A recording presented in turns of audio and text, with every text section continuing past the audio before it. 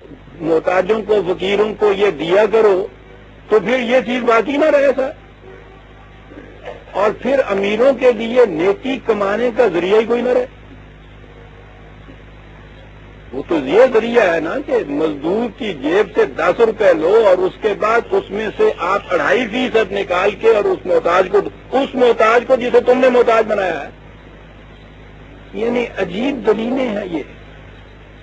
وراثت کے قانون میں بھی یہ کہتے کہ اگر یہ کسی کے پاس نہ رہے کوئی ترکہ چھوڑ کے نہ مرے تو قانون وراثت بادل ہو جائے گا۔ اور اس کے ساتھ ہی ہمیں بڑے فخر سے یہ کہتے ہیں کہ حضور نبی اکرم صلی اللہ علیہ وسلم نے اپنے ترکے میں کچھ نہیں چھوڑا تھا۔ کیا کہہ رہے ہو تم؟ معاذ اللہ سب سے پہلے گویا جس نے قانونی وراثت کو باطل کر دیا وہ تو حضور آپ کا رسول ہے، معاذ اللہ۔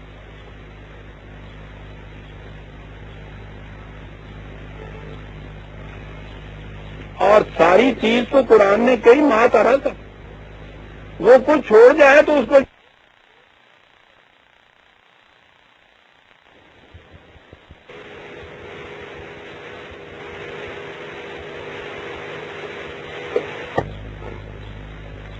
ان میں سے جو ایسے ہیں اس نظام میں کہ ابھی وہ چیز ان کے پاس ہے وہ چھوڑ جاتے ہیں، یا اس نظام میں بھی جن چیزوں کے متعلق وہ اجازت دے کہ یہ چیزیں تم اپنے ذاتی صرف میں لا سکتے ہو، یہ روزمرہ کی زندگی کی ضروریات کی چیزیں صحیح، دن ماہ طرح کا اصول کہاں ہے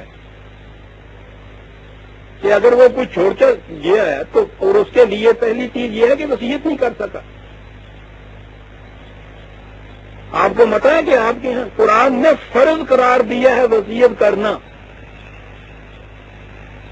کوتب ہے حقاً علی المتقین، ایک ہی آیت میں کہا ہے قرآن نے۔ اور ان کے ہاں یہ وصیت جو ہے یہ منسوخ ہے، کر ہی نہیں سکتا انسان۔ کیا کیا چیزیں میں عرض کروں، بہرحال مما ترکا کچھ چھوڑ گیا ہے تو اس کے لیے یہ چیز ہے۔ اور اگر آپ کا نظام ایسا ہے کہ وہ افراد کے پاس کچھ چھوڑنے کے لیے رہتا ہی نہیں اس میں، تو یہ مما ترکا ہی جب نہیں ہے تو پھر وراثت ہی نہیں ہے۔ اب بھی جو غریب مرتا ہے جس کا ترکہ ہی کچھ نہیں ہے اس میں قانون وراثت منطبق ہی نہیں ہوتا، اس کا اطلاق ہی نہیں ہوتا، تو کیا وہ جہنم میں چلا جائے گا کہ چھوڑ کے کیوں نہیں مرا؟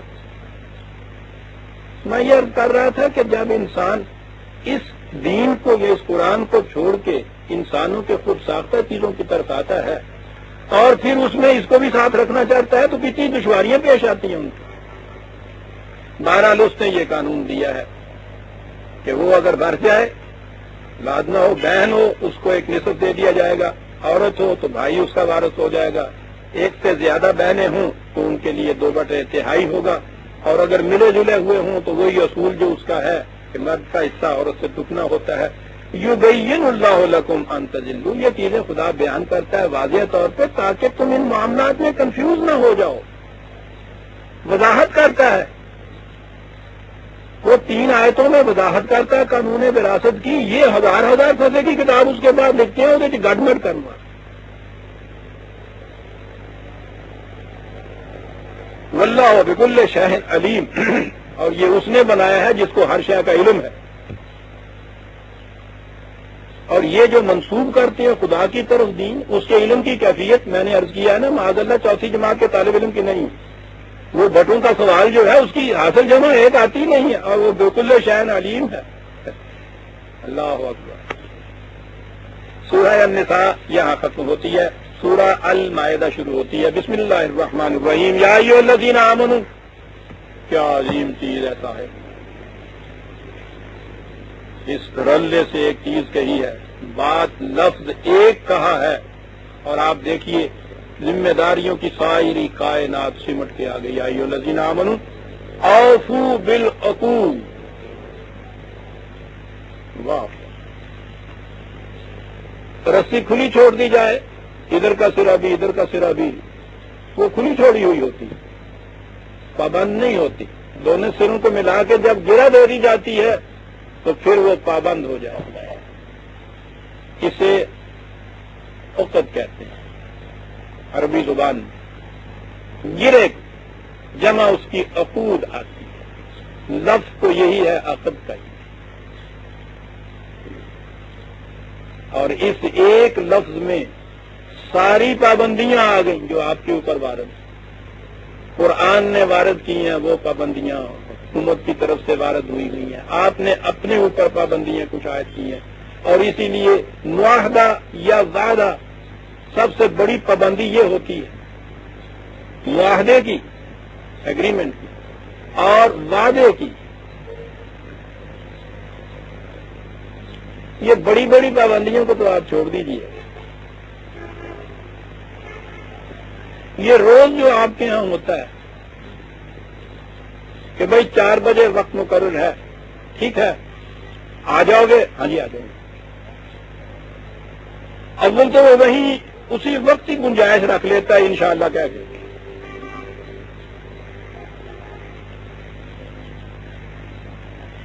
اور پھر ہر ایک جانتا ہے جب وہ کہتا ہے کہ میں آؤں گا انشاءاللہ، وہ کہتا ہے یار انشاءاللہ چھڈ، پکی تو نہ 10 آئیں گے کہ نہیں۔ اندازہ لگائیے ہم نے کیا چیز بنا دی۔ یستہزئون، مذاق کرتے ہیں خدا۔ بہرحال 4 بجے آؤ گے آؤ گے۔ آپ دیکھیے آپ نے اپنے اوپر ایک پابندی عائد کی، یہ وعدہ کیا، کتنے ہم میں سے جو پھر اس کا خیال رکھتے ہیں کہ 4 بجے مجھے وہاں پہنچنا ہے۔ افراد سے گزر کے جب یہ چیز کسی قوم کا شعار بن جاتی ہے نا، تو پھر اس کے بعد یہ پوچھنا پڑتا ہے 4 بجے وہ پوچھ دے آگے نے پہ انگریز ٹائم یا پاکستانی ٹائم، مطلب کڑی تو نہیں ہوں، مطلب یہ ہوتا ہے کہ 4 بجے شارپ، ٹھیک 4 بجے یا 4 کے بعد پھر جتنے بجے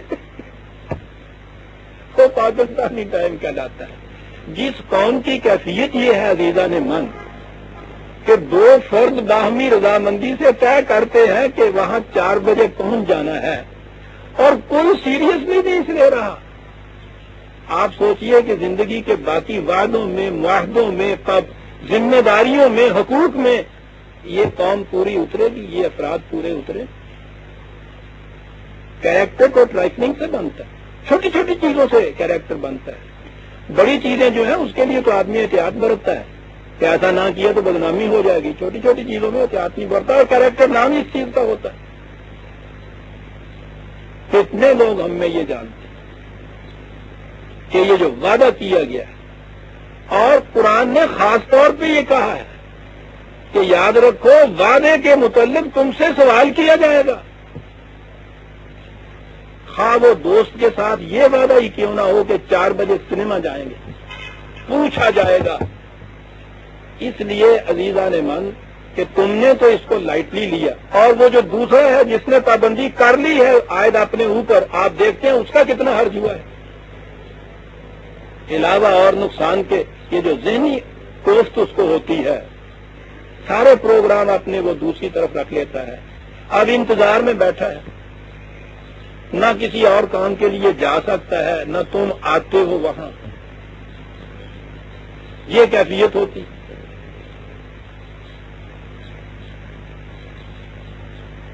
یعنی انتظار کی کیفیت یہ ہے کہ پھر آپ کو معلوم نہیں ہوتا کہ مجھے کب تک انتظار کرنا ہے، وہ تو زندگی بھر کا انتظار ہوتا ہے، یہ نہ تھی ہماری قسمت کے وصال یار، اگر اور جیتے رہتے یہی انتظار ہو۔ یہاں سے وہ عقود کی بات شروع ہوتی ہے، انفرادی 2 وعدوں سے، قوموں کے اندر معاہدے، تمام ذمہ داریاں جو اپنے اوپر آپ لیتے ہیں عقود، خدا نے جو چیزیں عائد کی ہوئی ہیں وہ عقود ہیں، اور ایک لفظ ہے یا ایھا الذین آمنوا اوفوا بالعقود، جو پابندیاں ہیں تمہارے اوپر ان کو پورا کیا کرو۔ یہاں وہ ایمان کی شرط قرار دیتا ہے، یا ایھا الذین آمنوا کہہ کے پکارتا ہے، اوفوا بالعقود۔ اب ایمان کہتے ہیں اسلامی زندگی ہمیں بسر کرنی چاہیے، وہ پھر وہ بڑی بڑی چیزیں لے آتے ہیں، یہ اتنی سی چیز جو ہے اس کو ہی لے لیا جائے اگر اوفوا بالعقود کو، آپ دیکھیے پھر قوم کی حالت کہاں سے کہاں جا پہنچتی ہے۔ اوفوا بالعقود۔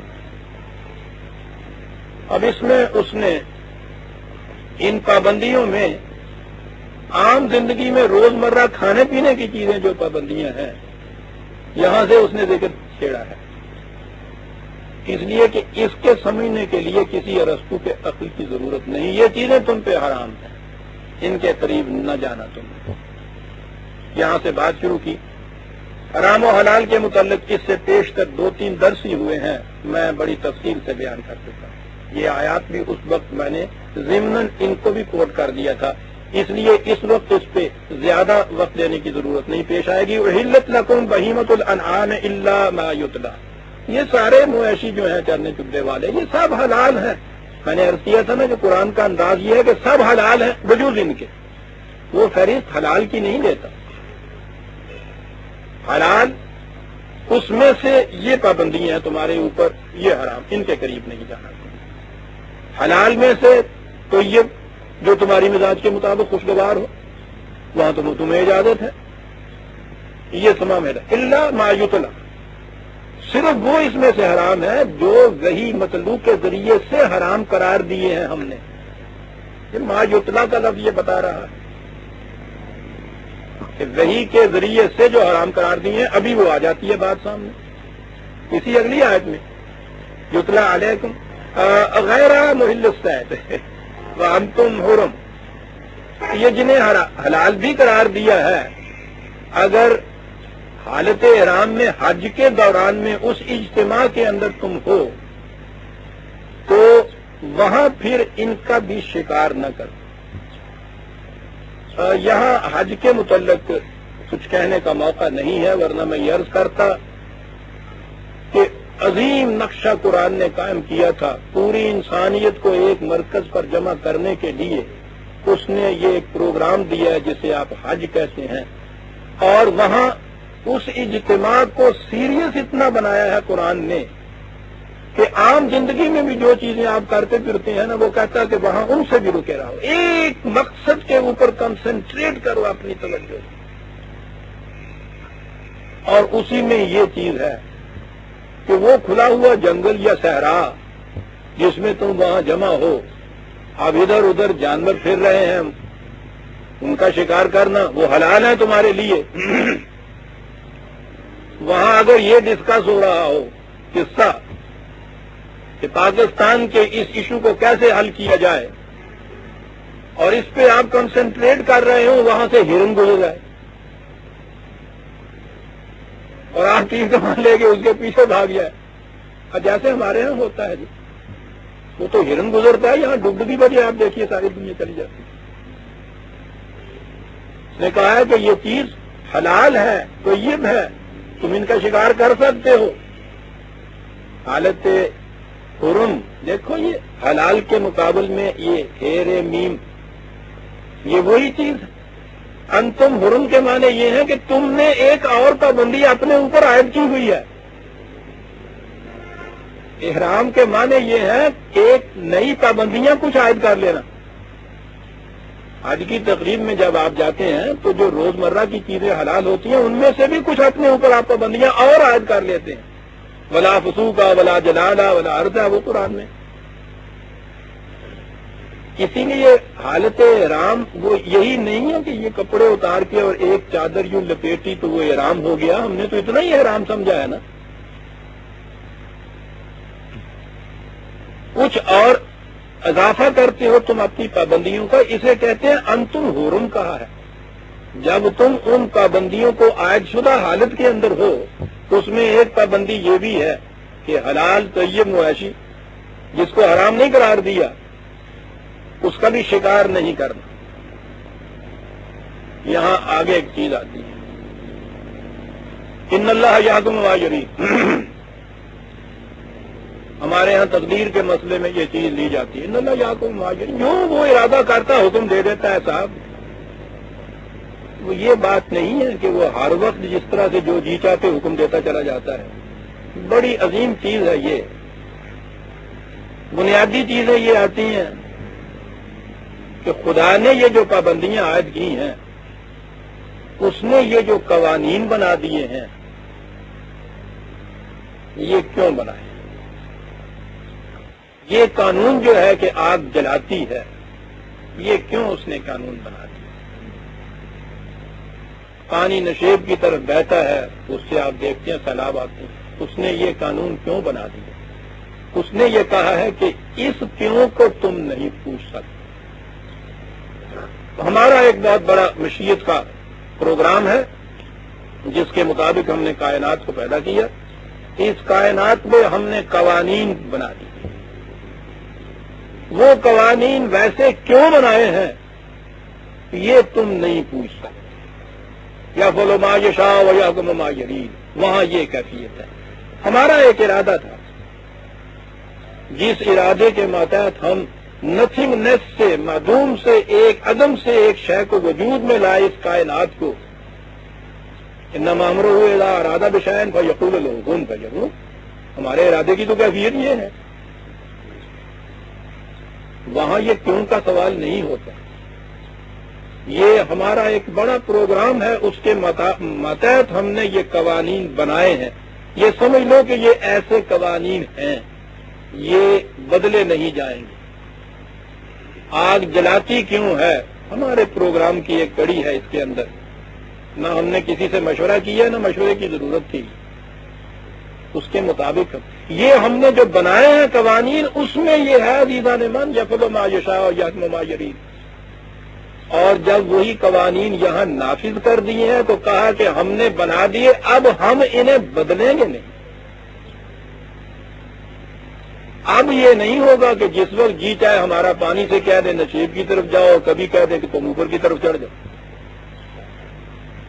کبھی آم کی گٹھلی سے کہہ دیں کہ ٹھیک ہے صاحب اس میں آم ہی اگے، دوسری دفعہ کہہ دیں کہ نہیں کھجور اگنی چاہیے. اب یہ نہیں ہم کرتے. بات یہ تھی ان اللہ یحکم ما یرید. جہاں بنیادی قوانین دیتا ہے وہاں یہ چیز وہ کہتا ہے. یہ تو ہوئی وہ چیزیں جو اس طرح سے حرام قرار دی گئی. یہ پابندیاں کہ ایک نظم و نسق ہونا چاہیے، آپ کے ہاں ایک نظام کے تابع زندگی ہونی چاہیے جسے آپ حکومت مملکت کہتے ہیں. اس میں قوانین خداوندی نافذ ہونے چاہیے، ان قوانین کی اطاعت کرنی چاہیے. بالکل ٹھیک ہے، یہ تو عقود ہے، ان کی پابندیاں لازم ہے. دیکھیے قرآن کریم آگے کہاں جاتا ہے. مملکت آپ کی، اس مملکت کے لیے کچھ محسوس نشانات ہیں. جھنڈا،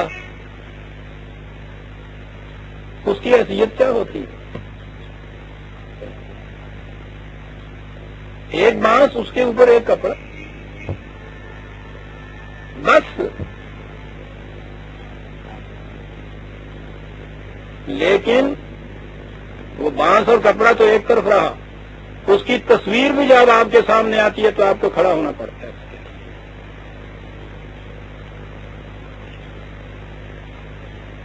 جھنڈے کا سرنگوں ہو جانا. اب دیکھیے وہاں سے آپ کے ہاں جو اصطلاحات آئیں، فوج کے ہاتھ میں جھنڈا، اس جھنڈے کا گر جانا، شکست. تخت کیا چیز ہے؟ اب تو بہرحال وہ کوئی ہوتا ہی نہیں. اس زمانے میں ہوتا بھی تھا، وہ ایک پلیٹ فارم تھا. تخت ہے لکڑی کا ہو، خواہ وہ تخت طاؤسی کیوں نہ ہو. اس کی حیثیت کیا ہوتی تھی؟ لیکن تخت کا الٹ جانا، تخت نشین ہو جانا. آپ دیکھتے ہیں کہ یہ کیا چیزیں ہیں. یہ جھنڈا جسے آپ کہتے ہیں اس مملکت کا ایک سمبل ہوتا ہے. جب آپ کھڑے ہو کے اس کی تعظیم کرتے ہیں تو آپ اس لکڑی اور کپڑے کی تعظیم نہیں کرتے، آپ اس مملکت کی تعظیم کرتے ہیں. اس جھنڈے کا احترام اگر آپ نہیں کرتے تو آپ کے دل میں اس مملکت کا احترام نہیں ہوتا. کل تک انگریز کی یہاں حکومت تھی تو یونین جیک کے لیے آپ کو کھڑا ہونا پڑتا تھا. آج آپ کے آنکھوں کے سامنے وہ جل جائے، آپ کے دل میں کبھی بھی خیال ہی نہیں پیدا ہوتا. اس لیے کہ آج وہ مملکت جو ہے اس کا احترام آپ کے دل میں نہیں ہے، اس کے جھنڈے کا بھی احترام نہیں ہے. آج اگر آپ میں سے کسی کے دل میں پاکستان کے اس جھنڈے کا احترام نہیں وہ کرتا تو اس کے معنی یہ ہے کہ مملکت کی طرف سے وہ غدار ہے. یہ سمبل جو ہیں اس کے معنی یہ ہوتے ہیں کہ فی ذات ہی تو یہ شے نہیں ہوتی، یہ نشانی ہوتا ہے کسی اور چیز، اس لیے اس شے کا احترام جو ہے یہ اس اصل کا احترام ہے۔ قرآن کریم زندگی کے بلند مقاصد دیتا ہے، لیکن آپ دیکھیے کہ یہ ضابطہ ہدایت کتنا جامع ضابطہ ہدایت ہے۔ یا ایھا الذین آمنوا، پھر یہ آمنو لا تحلوا شعائر اللہ، یہ جتنی چیزیں پابندیوں کی کہیں ہیں ان کے متعلق تو ایک طرف رہا، ان چیزوں کے جو سمبلز ہوں، علامات ہوں، ان کا بھی احترام کرو، بلکہ یہ ان کی بے حرمتی مت کرو۔ یوں کہا ہے شعائر اللہ، یہ خدا کا مقرر کیا ہوا پروگرام، اس کے نام پہ حاصل کردہ مملکت، اس مملکت میں خدا کے قوانین کا نفاذ، یہ ساری چیزیں وہ ہیں کہ جو خدا کی طرف منسوب ہیں۔ اس کے اندر ان کے لیے جو سمبولک چیزیں ہیں، یہ علامتی چیزیں جو ہیں ان کی بھی بے حرمتی مت کرو۔ کہاں چلا جاتا ہے قرآن؟ دیکھا آپ نے عزیزان من ان چیزوں کی اہمیت کتنی ہے۔ اصل چیز یہ ہے کہ انسان اس محسوسات کی دنیا میں ہے، جتنے غیر محسوس حقائق ہیں وہ محسوس طور پہ اس کے سامنے آتے ہیں۔ جب بھی آپ کے سامنے کوئی قابل احترام ہستی آتی ہے تو آپ یہ جو کرتے ہیں یہ ہے کیا؟ ویسے ہم 20 دفعہ یہ کہتے ہیں جنہوں کے تو خودکشی آؤں کر دیں گیا، لیکن اس کرنے میں اور واجب الاحترام ہستی آپ کے سامنے آئے اور آپ ہاتھ اٹھا کے سلام نہ کریں، اس کی بات ہاتھ اٹھانے کی نہیں ہے، بات اس کے احترام کے جذبے کو محسوس شکل میں ظاہر کرنے کی۔ یہ جو سر جھکتا ہے آپ کو، بات ہی کون سی ہے؟ یہ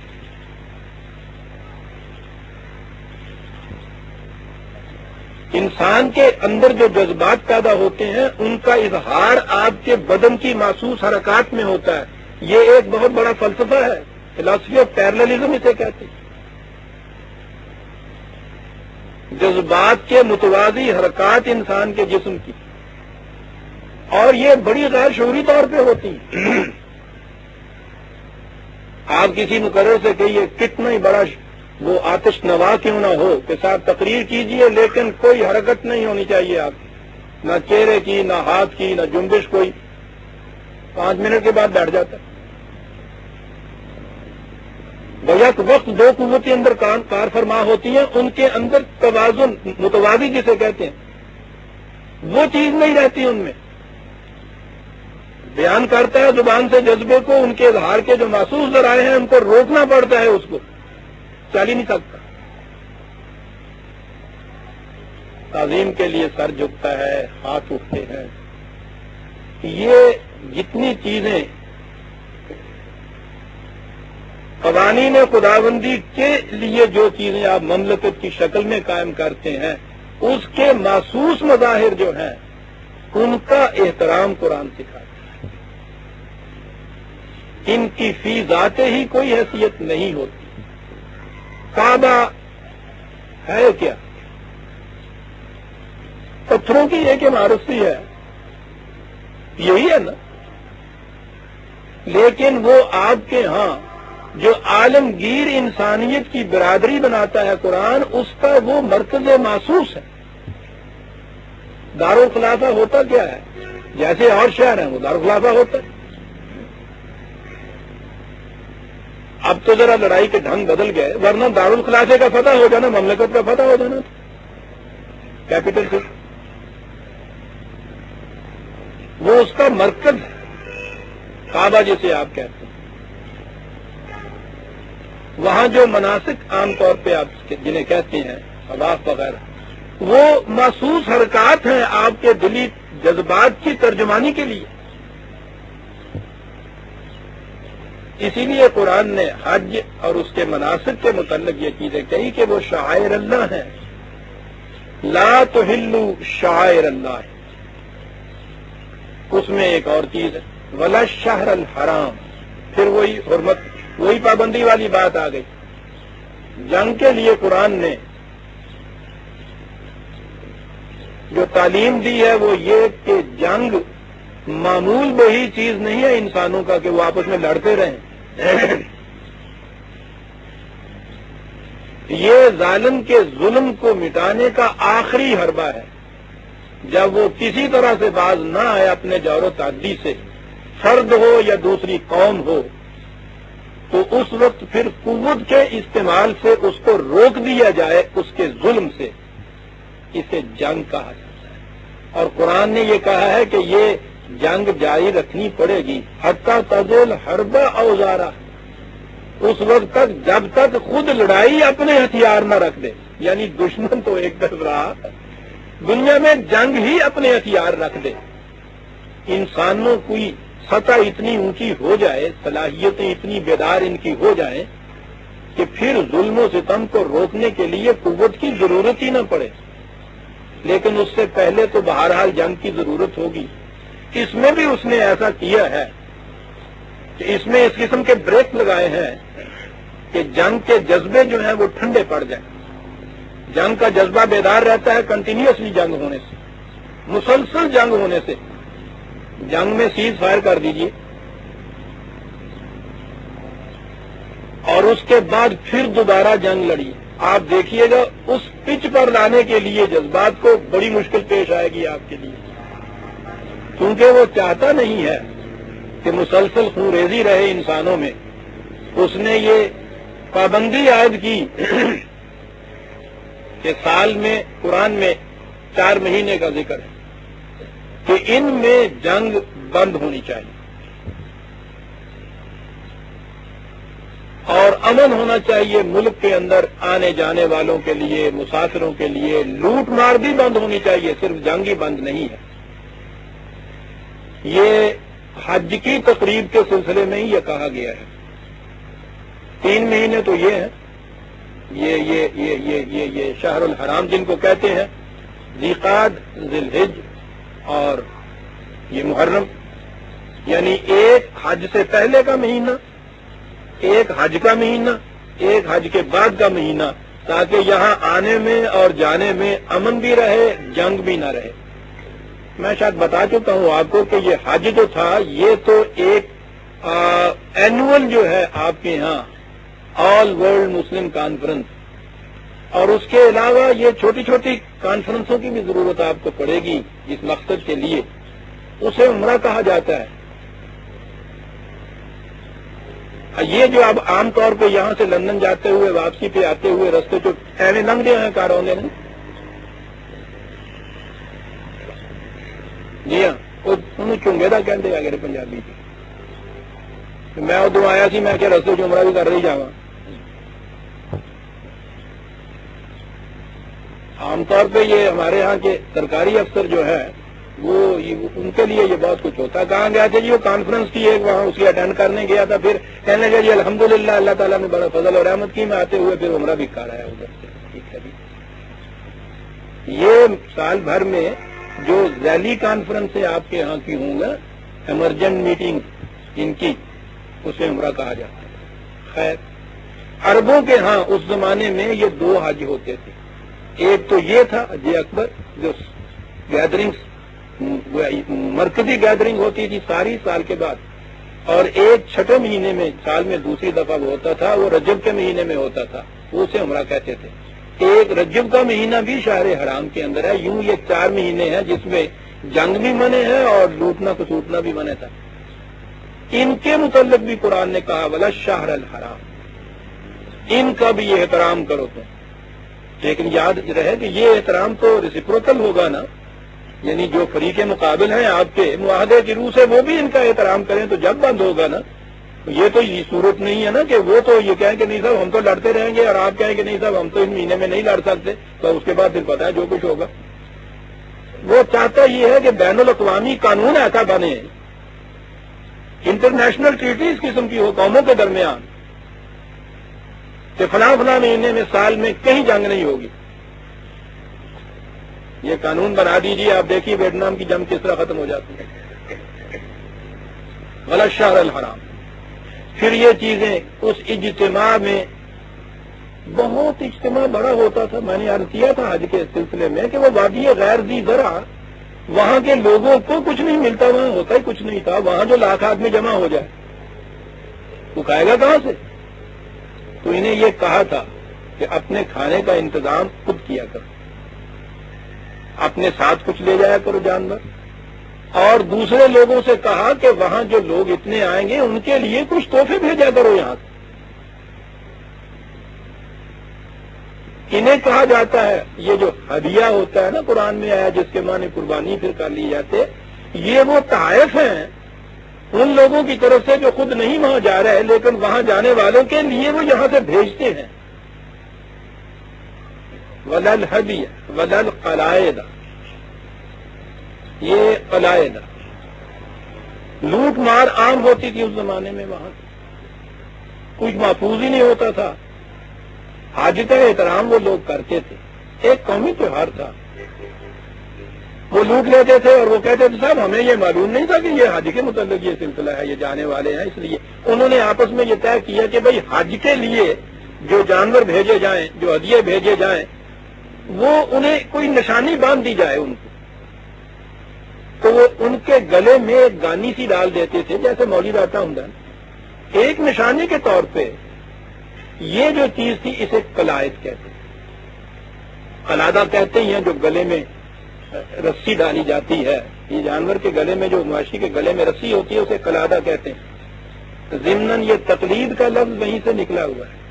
اور ساری تقلید جہی ہوں پتا نا مقلد کہڑا ہوں جی گل سے رسی پائی ہوئے تو کھچ کے لے تریا جان دیا ہوئے کہ میں کرتا مگر تریا جان دیا.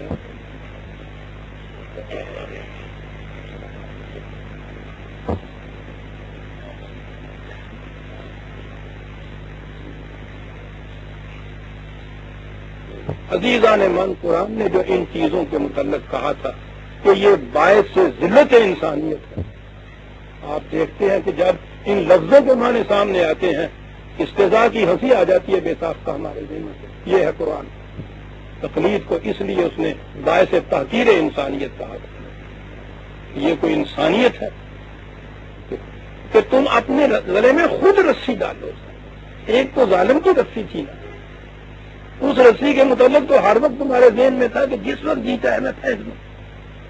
یہ جو ڈومیسٹیکیٹڈ جانور نہیں ہوتے ان کو لا کے کسی وقت ان کے گلے میں رسی ڈال کے دیکھیے، وہ ہر وقت کوشش اسی ہوتی ہے کہ توڑائے رسی کو. ظالم کی رسی کو تو توڑانے کے لیے یہ کچھ ہوتا ہے. اور یہ جو رسیاں آپ عقیدت مندی کی اپنے گلے میں ڈالتے ہیں ان کی کیفیت یہ ہوتی ہے کہ اگر وہ کہیں جھسکے ٹوٹنے لگے تو آپ ان کو باندھتے ہیں کہ کہیں ٹوٹ نہ جائے. یہ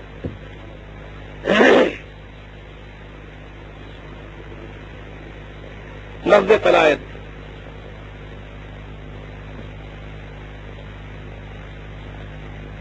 ولل قلائد، یہ وہ شاعر ہیں، ان کی حیثیت اپنی کچھ نہیں ہے. نہ یہ جو ہدیے بھیجے گئے، نہ جو جانور بھیجے جا رہے ہیں ان کے ساتھ، اور ان کو نشانی کے طور پہ متمیز کرنے کے لیے کہ یہ اس پرپز کے لیے جا رہے ہیں. اب بھی ہمارے یہاں فوج کا سامان جاتا ہے، اس پہ دیکھتے ہیں باہر نشان لگا دیے جاتے ہیں ان چیزوں کے. یہ وہی نشان ہیں. ان کے احترام کے معنی یہ ہیں کہ یہ جو اتنا بڑا پروگرام ہمارا ہے اس کا احترام رکھو. اس سے دو جن چیزوں کو نسبت ہے ان سے، ان کا بھی احترام کرو. نسبت کے احترام کے معنی یہ ہو جائیں گے کہ اصل کا احترام تمہارے دل کے اندر موجود ہے. اور ہمارے ہاں یہ نسبتیں ہی اصل بن گئی، اصل گم ہو گیا.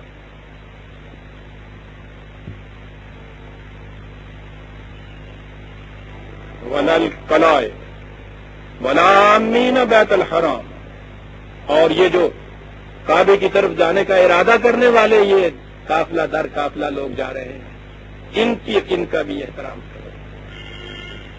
تمہارے مقصد کے لیے جا رہے ہیں. سنیے قرآن عجیب بات یہ ہو رہی تھی کہ ان چیزوں کا بھی احترام کرو. اب بیت الحرام کی طرف جانے والے جو کارواں ہیں، قافلے ہیں، ان کا ذکر آ گیا ہے. وہ تو کسی مقام کے اوپر معذاللہ جسے کہوں گا چوکتا نہیں ہے. یہی بات واضح کر دی، یہ جا رہے ہیں یبتغون فضلا من ربہم ورضوانا. کیوں جا رہے ہیں؟ میں نے عرض کیا نا کہ بات تو یہ کہہ رہا ہے وہ، لیکن چونکہ ذکر ان کا آ گیا ہے اس واسطے ذہن کو فوراً اس طرف متوجہ کرنے کے لیے یہی کہہ دیا یہ کیوں جا رہے ہیں. غور کیجیے عزیزان من. پھر یہ لفظ فضل بھی آیا اور رضوان بھی آیا. فضل تو میں نے کہا ہے کہ معاشی سہولتوں کے لیے قرآن یہ کہتا ہے. وہ ان چیزوں کو، زندگی کے سامان کو، زیست کے سامان کو الگ کرتا ہی نہیں اپنے پروگرام سے. حج کے متعلق سورہ حج میں جو قرآن نے یہ کہا ہے کہ لوگوں کو آواز دو کہ آ کے یہاں جمع ہوں، دوسروں کو ان سے کہو آئیں یہاں کاہے کے لیے لِیَشْهَدُوا مَنَافِعَ لَهُمْ، تاکہ وہ آ کے دیکھیں کہ ان کی منفعت کے لیے تم کیا کر رہے ہو.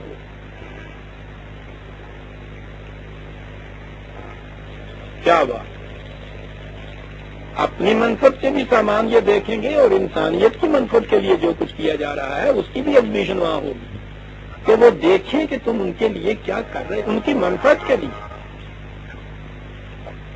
یہاں جو کہا یبتغون فضلا من ربہم کہ یہ جا رہے ہیں وہاں اللہ کا فضل جو ہے اس کی جستجو میں. تو ایک مقصد تو یہ بتایا ایسا. اتنے حصے تک تو میں سمجھتا ہوں جہاں تک خبریں مل رہی ہیں پاکستانی حاجی جو ہے اللہ کے فضل سے بہت شدت سے کار فرما ہے. جس کے پاس 2-3 ہزار روپیہ جمع ہوتا ہے جائیں لگتا ہے تو اس سے کہتے ہیں کہ بھائی غریب آدمی ہو تو اس کے لیے اتنا روپیہ کسی اور کام آئے. وہ کہتا تھوڑی سی ہنسی سے وہ کہتا ہے کہ صاحب وہ کتے کی نا آتے وقت اتنا سامان وہاں سے آ جاتا ہے کہ یہ بھی نکل جاتا ہے تو 4 پیسے بھی بچ جاتے ہیں. آپ فضل میں رب امتحان ہوں نا ہوں سمگل کر کے لیے چلے آ رہے ہیں. اسی لیے ہر وہ مکان جو اس طرح بنا ہوتا ہے اس کے اوپر لکھا ہوتا ہے ھذا من فضل ربی، میری اپنی کمائی نہیں ہے گی. آج کل اپنی کمائیاں جو مکان بن رہے ہیں کرایہ نہیں دیتا جانا. ھذا من فضل ربی یبتغون فضلا من ربہم. یہاں تک تو یہ ہو سکتا تھا کہ ٹھیک ہے سمگل کر کے لاؤ فضلا من ربہم. قرآن ہے جانے دیتا ہے وَرِضْوَانًا بشرطے کہ وہ قوانین خداوندی سے ہم آہنگی سے لیا ہوا ہو.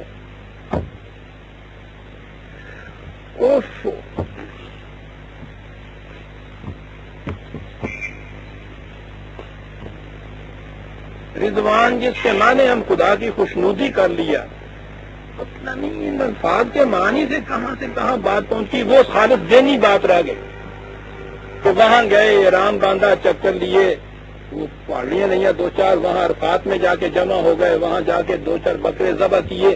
کیا ہوا صاحب؟ خوشنودی باری تعالیٰ کے لیے یہ سب کچھ کیا جاتا ہے. رضوان کا مقصد تو یوں پورا ہو گیا، یہ تو ہو گیا. وہاں باقی رہا فضل، وہ فضل جو ہے پہلے آئے تو میرے سے بات وہی تھا نا مقصد ہے فضل اور رضوان. رضوان تو یہاں پورا کر لیا باقی رہ گیا فضلا من ربہم ورضوان. فضل کو ہر طریق سے حاصل ہوتا ہے لیکن اس میں اور اس میں فرق یہ ہے کہ یہ رضا کے معنی ہوتا ہے کسی شے کا کسی دوسرے شے سے ہم آہنگ ہو جانا. رضی اللہ عنہم ورضوا عنہ کتنی عظیم چیز ہے جو مومنوں کے لیے کہی گئی ہے. وہ خدا کے قوانین سے ہم آہنگ ہو گئے، ان قوانین کے نتائج ان سے ہم آہنگ ہو گئے. بات ہو گئی زندگی کا مقصد ہوا مرضات اللہ جسے کہا جاتا ہے. خوشنودی آپ ترجمہ کیجئے مذہب کی سطح پہ آپ آ گئے. جو بھی اپنے اپنے مندر میں اپنے اپنے گرجا میں جو بھی خدا کے حضور کوئی گھنٹا بجاتا ہے، کوئی گانے گاتا ہے، کوئی سب کچھ کسی سے پوچھئے وہ یہی کہتا ہے ان کو خوش ہوتے ہیں اس کے ساتھ. خوشنودی نہیں.